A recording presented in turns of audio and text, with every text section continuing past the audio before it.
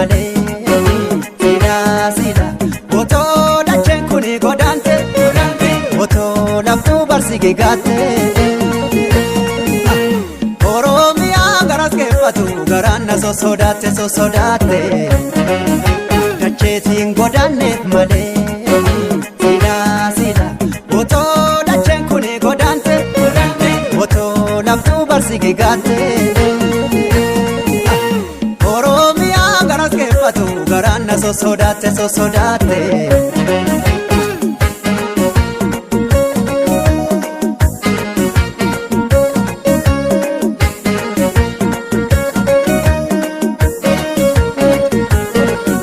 na doorsisu na sodaachisu dubbadhuun jedhe yoon dubbadhe na godaansisu lakkii didee nan falmadha callisuun tuffifi alabaashee ni godaanus dacheetti yan godaanu qomooma walittaanu lakkiinumaa ka walittaanu ni godaanes dacheetti yan godaanu lammiima walinnaanu hinumaan calleesse gaafa ulaa sagal muree fudhatu ayyoomaan dubbadhe gaafa waggaa 90 gurguratu nan falmadhamaa fancallisa turii seenaa maafa nambisa nan falmadhamaa dhudhufa na hidha malee na fannisa akka kootii maafa callisa irraa dhalannettiin dhalanne eenyummaas lafaan argan abbaan haqa akka saamaan falmanne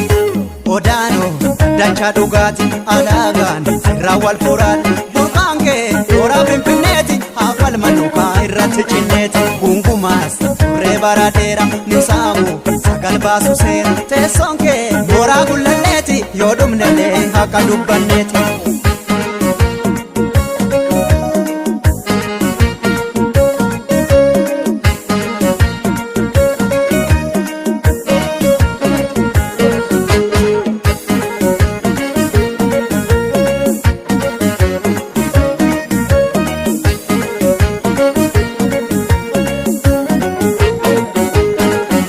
dacheetiin godaanneef malee sida otoo dacheen kuni godaante otoo laftuu barsige gaatte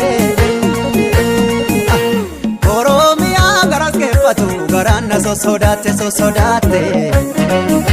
dacheetiin godaanneef malee sida otoo dacheen kuni godaante otoo laftuu barsige gaatte Oromiyaa garas keeffatu garaan na sosodaatte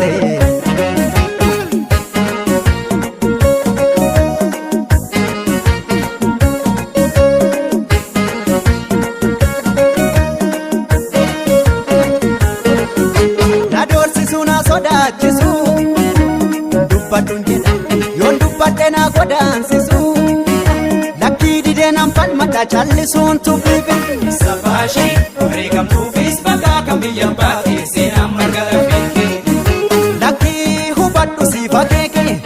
wareegamtuufis bakka kan biyya baatee seenaan marga lafeekkee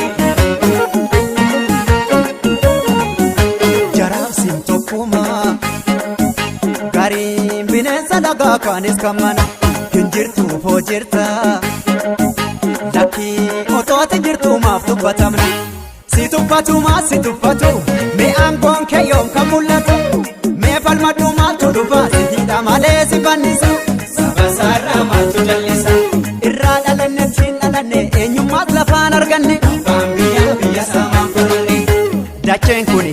iyyee gadooti lakkiidhiisi gaabbita boodi tuttuqtee lakkiileen jajiisu abbaan haqaa barfalma dandeessu jirtaafoo jirtu si beeka alaagaan uffatee si keeka falmadhuuf hojii ati yeessa maaliif laata ibsaa gaanii keessa odaanoo dachaa dhugaati alaagaan irraa wal furaati burqaan kee toora finfinneeti haa falmannu kaa irratti cinneeti gungumaas turree bara dheera